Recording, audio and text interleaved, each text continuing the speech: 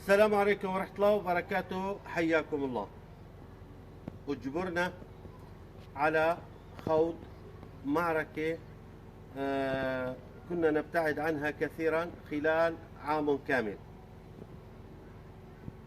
طبعا نحن يعني بشكل سريع، يعني إذا بدنا نرد على رامي عبد الرحمن أو أحمد رحال أو سمير متيني، هؤلاء المطبلين والمزمرين إلى قسد واللي عم بينتقدوا بس عمليات الجيش، نحن لعام كامل اتفاق 10 آذار هن غير يعني ما التزموا فيه جماعة قسد.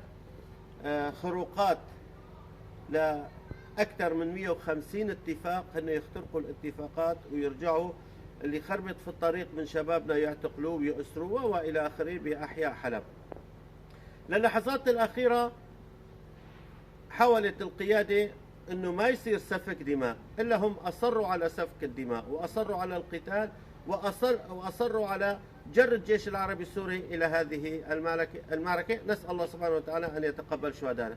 حاليا نحن نوجه نداء إلى كل أبناء القبائل والعشائر وإلى أهلنا الكرد الذين يقاتلون بصفوف قادات قنديل وبصفوف قادات قسد.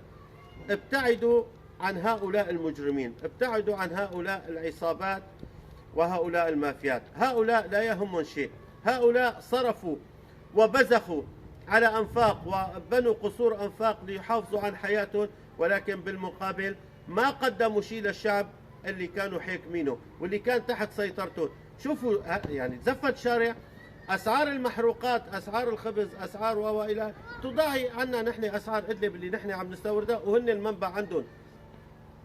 بالشيخ مقصود أول ما انفلوا القادات بالرقبة بفلوا القادات بيبقوا هؤلاء العناصر يقتلون. على أي أساس أنتم عم تروحوا حالكم؟ على أي أساس أنتم عم تنقتلوا؟ على أي مشروع؟ على أي هدف؟ على أي عقيدة؟ مين عم تخدموا؟ من بداية التحرير نحن نادينا كناشطين وإعلاميين وحكومة ومراصد، قلنا يا أخوة نحن بحاجة إلى أبناء سوريا جميعا لنكون يد واحدة لنبني هذه الدولة ونرتقي بهذه الدولة إلى أعلى المستويات إن شاء الله. ولكن أبو هؤلاء الشرذمات كقسد وكالفلول وكالهجري إلا أن يشرخوا صف هذه الدولة.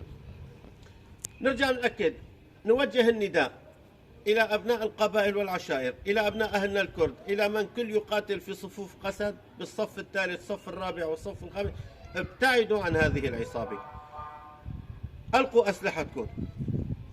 المعركة مستمرة، ولا وقوف لهذه المعركة بأي شكل من الأشكال، وأنتم يعني تشاهدون انتصارات الجيش وتشاهدون التقدم السريع للجيش وتشاهدون فرار قادات قسد ومن ولاها. لا تسفكوا دماؤكم ولا تستهينوا في هذه الدماء في مشروع خاسر ومشروع مجهول. ألقوا سلاحكم ولنكون يدا واحدة لنبني سوريا الحديثة ونبني سوريا الجديدة. الانتصار إن شاء الحمد لله رب العالمين، التحرير، النصر قادم والتحرير مستمر، ولن نقف حتى آخر شبر من أراضي الجمهورية العربية السورية. دائما المرصد السوري العام أمين محمد 20/1/2016. حياكم الله.